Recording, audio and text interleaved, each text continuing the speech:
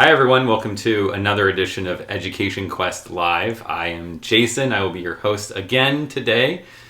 A few housekeeping items before we get started and I introduce our guests here. If you have any questions, today's topic is all about Greek life, fraternities, sororities, all of that jazz. So if you have any questions about that, there's a comment section on both Facebook and YouTube. You can submit your questions there, and I have my phone, so we will get those questions, and our guests will be able to answer them for you. As we go through, if there's any links or anything that we feel would help you, those will be in that same comment section, so make sure you keep an eye on that. And if you're watching this video recorded, we are still monitoring questions, so feel free to ask any questions that you may have in that comment section, and EducationQuest representative will respond. Today, talking about Greek life, we have two presidents of their chapters, very involved individuals. We have Brooke and Matt, and they're going to kind of go over the whole process with you and talk about Rush and what it means to be in a sorority and kind of what sorority life is like. So let's start with just kind of the basics. Like, for those of us who maybe are new, didn't go through a fraternity, or are thinking about it, have heard about it, but don't know anything, like, how would you describe a fraternity? Yeah.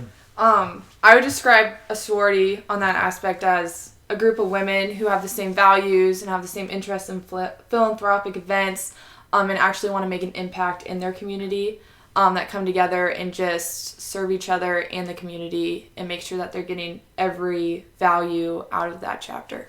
Yeah, for fraternity, it kind of, all those things are the same thing that we value, but I think it's a group of guys that can kind of be a supporting cast for each other, whether it's a career goal that they have, whether it's something that they want to succeed with their academics.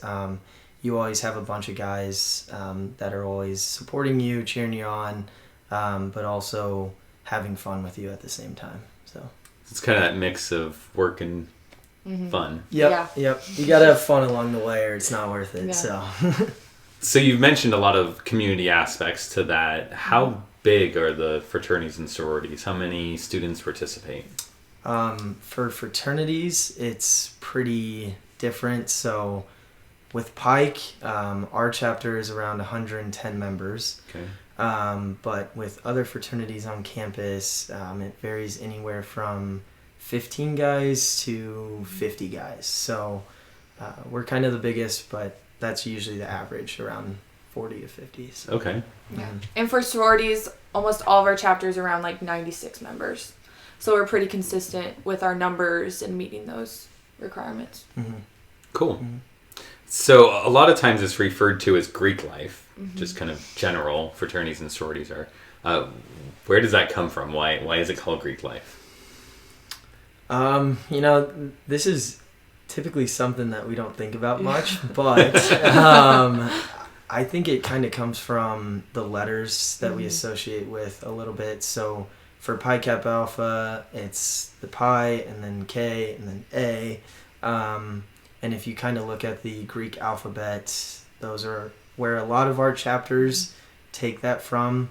That's really the only answer that I would have for that. Don't really know the far background or history of that, but honestly, and Zeta, Tau, Alpha, so it's those Greek letters again. So it just happened, I guess. It's just the history. Yeah. Yep. No one's actually took a stab and actually was like, oh, I wonder why. Well, Animal House did, but I'm sure it's not right in the movies. Yeah. So Rush is something that I know a lot of students have, maybe a little bit of anxiety about what's that going to be like. That's obviously something that's very unique to fraternities and sororities. So can you guys kind of just basic overview of what's the Rush experience? Yeah. I know ours more complicated. is completely different than fraternity, because going into college, I literally had no idea what Greek life was about. Right. And then so when I signed up for Rush, I went in blindfolded, but it's basically a week of an event that you go in and meet each chapter, and then you talk to the girls. And then at the end of the day, you rank those chapters of which one you'd rather see yourself in and which one you wouldn't. And then that continues throughout the week.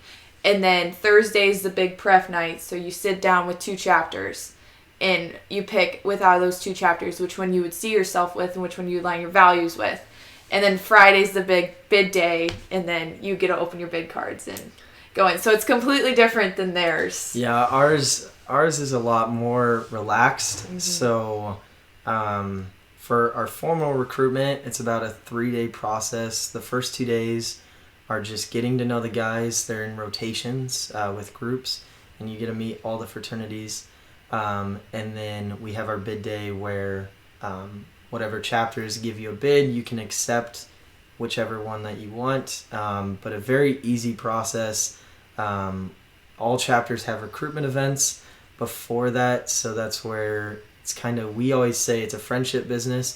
We're here to get to know each other. We're here to build those friendships. So that's our biggest thing. Just get to know us, and if we like you and you like us, then hopefully we can get you in the fraternity. So it's interesting. It sounds like we talk about finding the right fit for college and how students need to get on a college campus and experience what that college is like, so they can really get an idea of this is where I want to go. It kind of sounds like in both cases the students kind of go through that same thing. Mm-hmm. That rush experience is just kind of a chance for them to experience each chapter and find the one that fits for them, right? Yeah. You find a home away from home.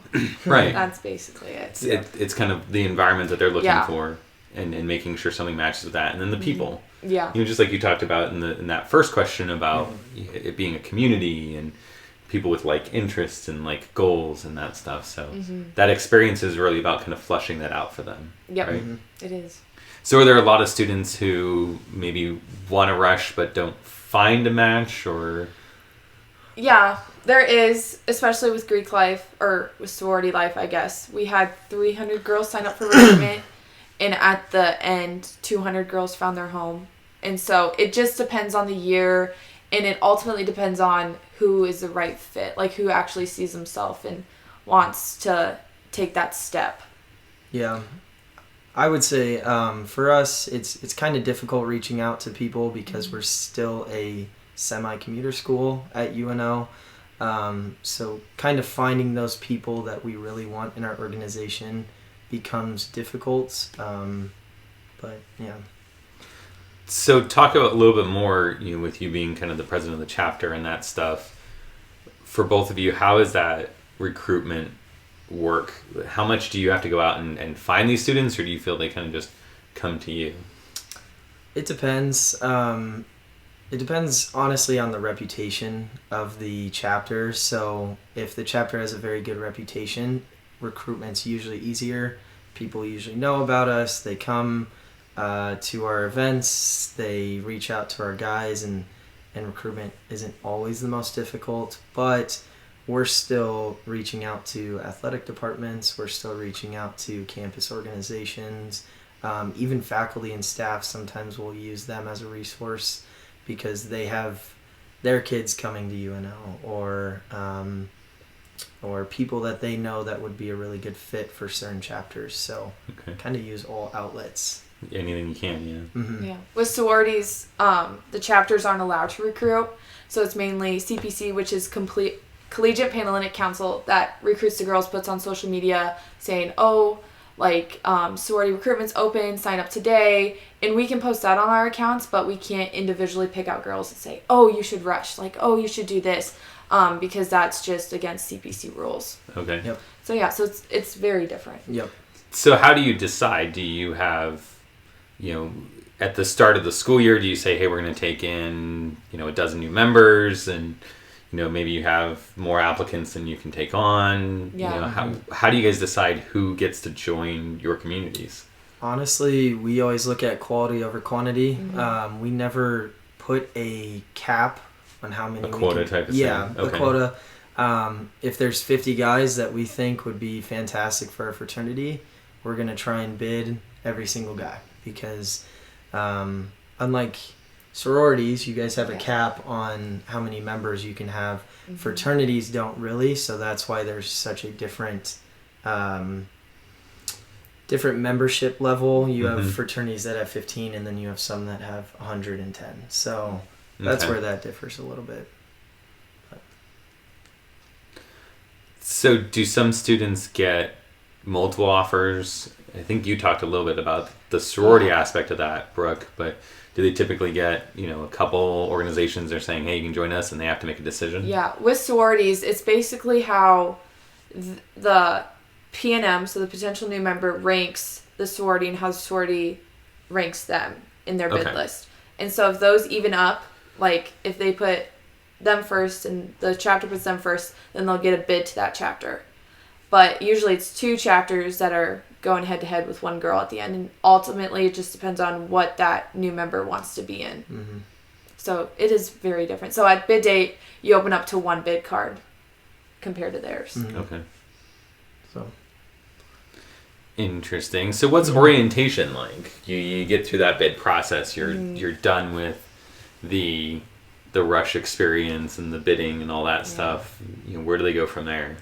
So we'll do bid day on Friday or Saturday, and then Sunday is when like the new member meetings start, and then you actually come into like meetings and you learn about the sorority, what events are going on, what values we have. So that's when it's like the first blast off. So they learn that, and then it's usually like 3 or 4 weeks they're still learning, and then they can get initiated in. So that's how it usually goes. So they have like 3 to 4 weeks to like actually learn about the sorority, and then like be like, okay, yes, I want to initiate into this sorority. Okay. So to move on and be like, okay, I want to be a Zeta, or I want to be a Chi O, or that next step. So they get through that process, and they kind of go through all that orientation stuff, and then it's that now I'm a member and I get involved and find you get involved and you find like where you want to be, if you want any leadership, and then you can be initiated, and then you can apply for those leadership positions and whatnot. So that first semester is a lot of... Yeah, it's a learning curve and adjustment, especially to the college aspect. So they have to adjust to college classes and a sorority. So we give them time to find themselves before anything. So question for both of you, I think, then is this something that only freshmen, first-year college students do, or do you have second-year, third-year students that decide to rush a fraternity? Yeah, no, sometimes we have juniors that decide to rush late. We have even seniors every once in a while that will want that last year to kind of build those networks and have a little bit of fun along the way. But we don't limit it by anything besides you can't be older than 26. So that's kind of it. Yeah, sororities are usually, we don't get many seniors. We get a lot of like sophomores that are like, oh, I missed out on this, I heard all about it, and then they're there for the rush process, which is nice because then we have girls that are like experienced in school and that like know more about us. But yeah, so juniors are there's a few here and there, but it just depends on the year. And is that experience then different for them at all? It is in a way. Like they still have all the new member experience. It's just they're a year older graduation and whatnot. They still have to go through the same orientation that you talked about. Mm-hmm. They still go through everything. Yeah, probably just looking for different things to get out of whatever chapter that they decide. So. Yeah. So Matt, what about the fraternities? Is that rush experience kind of the same that Brooke talked about? A big thing for us is, we do have that 3 or 4 day process, but our biggest thing is the new member process. So after they accept the bid, this is where we teach them for 8 weeks. So they're not fully committed, but we're teaching them for 8 weeks about Pike's history, our chapter's history, our values, and kind of everything that they can get out of it. So that gives them another 8 weeks to decide, is this really the right fit for me? Okay. Which is actually pretty incredible, and it's a great program that we've created over 68 years now. So, but yeah. Is that specific to your fraternity, or do you know the other fraternities going to do a similar? Some fraternities will do the same thing. Other ones will they'll initiate you, so you're committed to that fraternity, and then they'll do an educational program, which is 4 to 6 weeks. So it is really different for every single fraternity. Each one. Mm-hmm. So we know what they kind of have to do to go through that. I think a lot of maybe our viewers or stuff are kind of thinking about, okay, so why then is the next question. Like, what's the reason you guys went into fraternities and sororities? I joined just to meet people, honestly, just because I came from out of town. Mm-hmm. I'm not from Omaha, so I came in, I was like, I'm gonna meet people, and I ended up meeting a lot of people. I networked, and it's honestly one of the best decisions I've ever made. Yeah, for me, it was a little bit different. I was completely against fraternities to start out. It wasn't that I had a negative stereotype against them. I didn't follow the whatever's happening, but it was more that I just didn't see it as something that I wanted to be involved with. But one of my friends from high school that also went to UNO, he kind of took me to one of their recruitment events. I started meeting the guys, and I started realizing that I wanted to do more at UNO, and this would be the best opportunity for me to do that. And ever since then, I've never regretted that decision. It's something that we always say it's not a 4-year commitment, it's a lifelong commitment. So, and that's something that I hold true. And even seeing old alumni still have those friends from the 50s, 60s is something that I hope that I can have one day. So you both talked a little bit about community service and that aspect of fraternities and sororities and Greek life in general. Tell me like a personal story. What's your favorite outreach community service event? So our philanthropy is breast cancer education awareness. And when I was in high school, my aunt was diagnosed with stage 4 breast cancer. And so coming to UNO, going through Rush, I was like, oh, Zeta's breast cancer education awareness. So I joined, obviously I went Zeta. And then we do this walk in October. It's called Making Strides. And so it's in Lincoln. And we go down and all these breast cancer survivors are down there with their families or people who are walking in memory of people. And just seeing everyone come out for one cause and walking together and just seeing how happy they are. You see tears of joy. It's just that makes an impact on your life, and it's something that sticks with you and makes you feel like you're doing better for the community. Mm-hmm. So that's honestly, it's my favorite every year. We do it every year. It's Zeta's partner. So I love it. Huh. Yeah, for us, we have a couple events each semester, but our biggest one is called Just Can It. Basically, the idea of it is to raise awareness for homelessness in the area, also raise cans and food for the Omaha Food Bank. But we partner with the Salvation Army, and for a week straight, we sleep out in cardboard boxes in Baxter Arena's parking lots. Kind of gives you an opportunity to realize some of the struggles that these people are going through, but also doing it for a good cause and hanging out with guys from outside of the fraternity, but also guys in the fraternity. Super cool opportunity that I saw. So the other aspect of Greek life is the social. I think both of you kind of talked about that community, throughout this thing. So what are some of the social events that you like that aren't volunteer types of things? I would say we typically throw 4 to 5 social events per semester. So one of ours is Pikaween, just basically a costume party for people from the outside community, but also our members to have fun. Our Pike Spike event, which is sort of a social event, sort of a philanthropy event, which is super cool. It's a sand volleyball tournament, which we raise money for a UNO dance marathon. So it's cool to be involved with another organization on campus, but that's a day-long event. We go out to Spikers out in Gretna, and this year we had around 350 people participate. So awesome. Really cool opportunity. But there's other ones. I don't know. We like to have our fun. Yeah. So. And we have your semi-formals, date parties, formals, and then along with that, for philanthropy, Zeta does the month of October. Every Wednesday is like a different event. So they do Pi Zeta, so I got pied for like 2 hours. And then they'll do Donut Stop the Fight and give out donuts, and it's just like those little things just to remind people of breast cancer. So that's what we focus on. And then on National Strawberry Day, we make homemade strawberries and sell them in the plaza. Mm-hmm. So it's fun. Really easy things. Yeah. It's just those little things that you find that you can grow off of. Mm-hmm. But they give you a great opportunity to kind of, mold and blend with your other members, but also then, being open to the community and things like that Yeah. stuff, you can Mm-hmm. make some contacts and connections and that with some people maybe who aren't in your fraternity sorority. Yep. Do the fraternities and sororities ever kind of pair up and Yeah. All the time. Yes. Okay. Yes. Yep. So we'll do like exchanges, Mhm. and then some sororities and fraternities will do like mixed philanthropy events. Mhm. But I know we're pretty big advocates for like raising money for everyone's philanthropy and stuff. Yeah. So that's So you guys- mainly our big one. it's great that you guys kind of support Yeah. the other groups and that stuff, and it's not Mhm.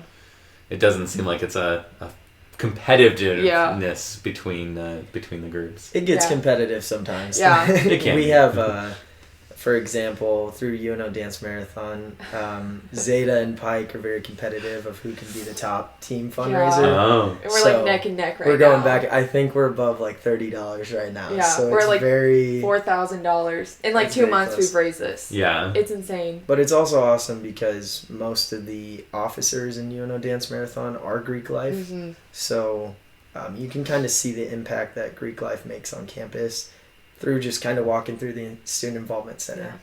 Yeah. You always see Greek life. So I think a good way to kind of wrap up the conversation is kind of talk about where students can get more information.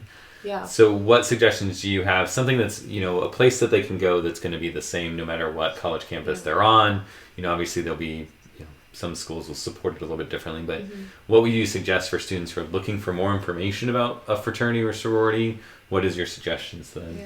Yeah. For me, there's a couple. You can go to the UN Omaha website under the Involvement tab, and that will show you all of the multicultural fraternities and sororities. It'll show you IFC, which is Interfraternity Council Fraternities, which is what we are, and then CPC sororities, all of those sororities as well. So that's where you can get the most information. So one of those would be to check that school's website. Obviously, Yeah. UNO has Yes. that. Yeah. Assumption is probably Yes. going to be that most of the other Yeah. colleges probably have information on their Yeah. website, so Yes. check there. It should be under sorority and fraternity life or something Something, around that. student Yeah. involvement, something Yeah. along those So lines. it should be along those if you Okay. just type search. Yeah. And you had some other ones? Milo Bale, if you want to go into there, they have a navigation station, and you can kind of ask how you want to, or if you want to be involved with Greek life, you can ask them where to go, and they can point you in the right direction. So And for students who don't go to UNO, that's like the student center. Student on center, campus, yep. right? Yep. Okay. Hmm. so this is where you'll get all your information about how to get involved with campus. Yeah. So Anything to add, Brooke? I think he covered it all. So we're good. What about going to the fraternity or sorority? Like if I've come on campus and maybe I know of Pike because they watch this and Yeah. they're that's just the one they want to kind of check out first or something. Is it okay for them just to kind of go into a chapter office or a house or? typically no. Okay. Yeah. Just want to make sure Yep. we don't have random people wandering into your home. Yeah. So typically fraternities and sororities will have their own website, Hmm. and that will have their recruitment director's number Mm-hmm. on there. Every chapter has a recruitment director, so you can either text that number, or a lot of them also have forms that you can fill out as well.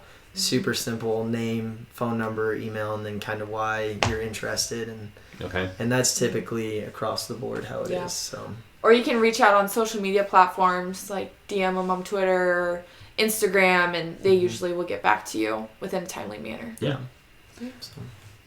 So thank you everyone for joining us today. Obviously some great information there. Do your research if you're considering joining a fraternity or sorority and being involved in Greek life. Definitely a great opportunity, so look into that. If you have any questions about fraternities or sororities, you can reach out to us and we'll do our best to kind of guide you. And certainly if you have any questions about doing your FAFSA, completing your college applications, any of that stuff, that's kind of our bread and butter. It's always good to kind of talk about these student life things, but make sure you're getting that stuff done. You're always able to reach out to us, Facebook, Instagram, Twitter. The YouTube comments I mentioned, we'll kind of continue to monitor those things. So if you do have any questions, you can kind of always post them in those things and reach out to us, and we'll make sure that we'll get your questions answered. And definitely check us out in December. We'll have another Education Quest live. You can join us and ask your questions there. And until then, we will see you again. Good luck with everything. Bye.